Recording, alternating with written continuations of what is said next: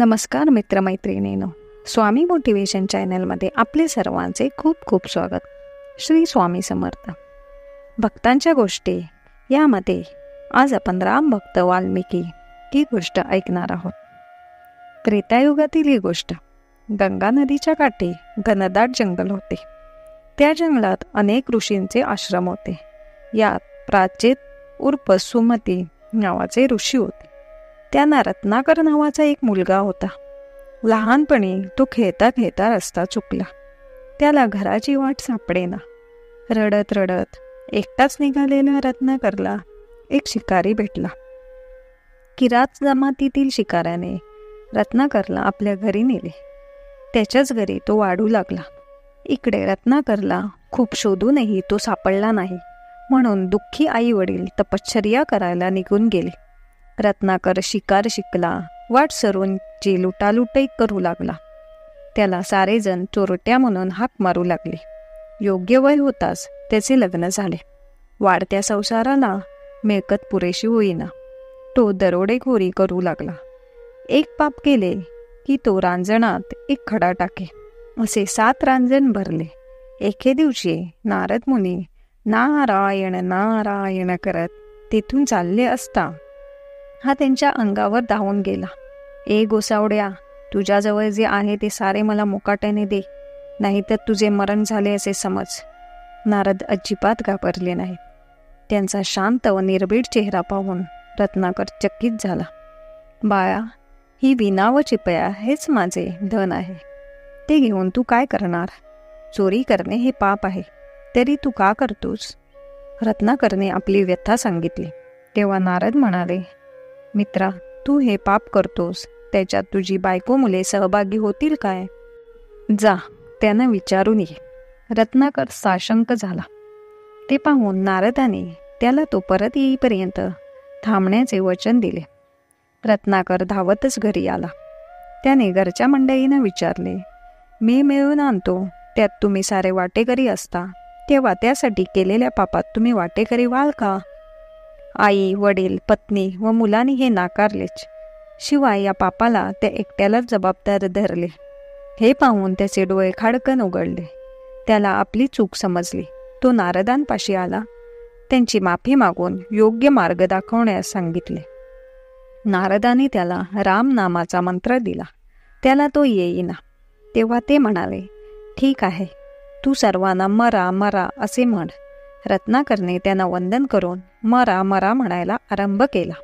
नारद नारायण नारायण म्हणत निघून गेले. इकडे मराचा राम कधी झाला ते त्याला कळले नाही.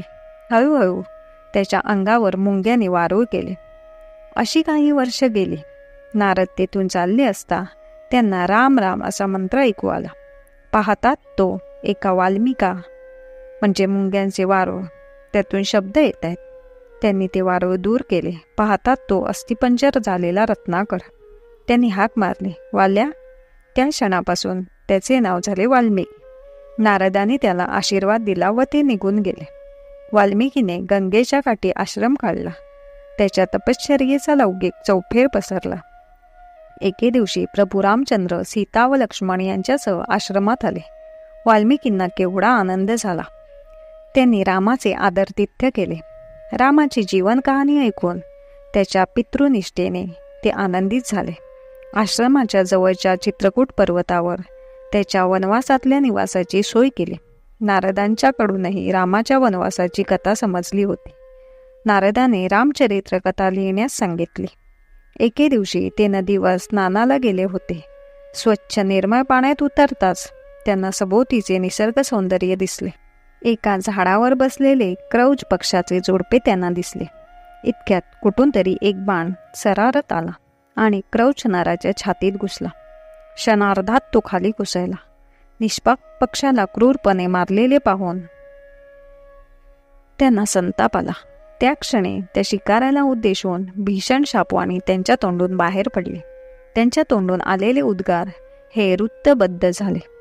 आपण काव्य करू शकतो याचा त्यांना आनंद झाला, पण आपण त्याला शाप का दिला याचे दुःखही झाले. तेव्हा प्रत्यक्ष ब्रह्मदेव त्याच्या समोर प्रकटले. त्याने वाल्मिकींना रामाच्या जीवनावर काव्य लिहिण्याची आज्ञा दिली. त्यांच्या आशीर्वादाने वाल्मिकींना स्फुरण आले. त्याने अनुष्टुप छंदात 24,000 कडव्यांचे रामायण लिहिले. कालांतराने रामाने सीतेचा त्याग केला.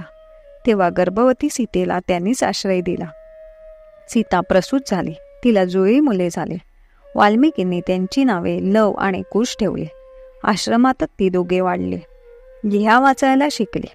8व्या वर्षी उपनयन झाल्यावर वाल्मिकींनी त्यांना रामकथा शिकवली. आश्रमात आलेल्या अतिथींच्या समोर ती दोघे रामकथा गात. तिकडे रामाने आपल्या पराक्रमाने लौकिक प्राप्त केला.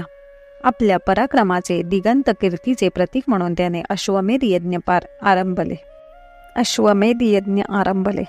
अश्वमेधाचा अश्व एक एक मुलूक पादक्रांत करत निघाला. वाल्मिकीच्या आश्रमापाशी येताच लवकुशाने तो पकडला. रामाच्या सैन्याशी युद्ध केले. प्रत्यक्ष रामयुद्धात उतरताच वाल्मिकीने रामाला सत्य सांगितले. पितापुत्रांची भेट घडवली. अश्वमेध यज्ञात दोन्ही पुत्रांनी रामायण गायले. वाल्मिकींच्या आज्ञेनेच रामाने सीतेचा पुन्हा स्वीकार करण्याचे ठरले. त्याच्या विरोधाला न जुमानता रामाने सीतेला स्वशुद्धीतेची शपथ घ्यायला सांगितली. आधीच दुखावलेल्या सीतेने भूमातेला प्रार्थना करून आपल्या शुद्धीच्या सिद्धतेसाठी उदरात आश्रय देण्याचे सांगितले. त्या क्षणी धरणी दुभंगली. तिने सीतेला सामावून घेतले. सीता भूगर्भात गेलेली पाहून रामचंद्र शोकविव्हाल झाले. ब्रह्मदेवाने त्यांची समजूत काढली.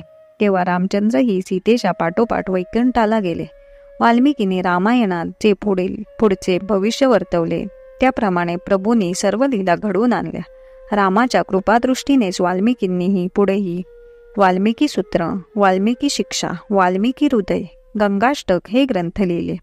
एक दरोडेखोर सत्संगतीने रामभक्त झाला. तहान भूक हरपून केलेले रामभक्ती वाल्याचा वाल्मिकी करू शकते. एका चोराला ब्रह्मर्षीपदी नेऊ शकते. एका सामान्य किराताला महाकवी करू शकते. याचे उत्तम उदाहरण म्हणजे रामभक्त वाल्मिकी होय. मित्रांनो, गोष्ट आवडल्यास लाईक आणि शेअर करा. अशाच छान छान गोष्टी ऐकण्यासाठी चॅनलला सबस्क्राईब करा. व्हिडिओ पाहिल्याबद्दल खूप खूप आभार. धन्यवाद.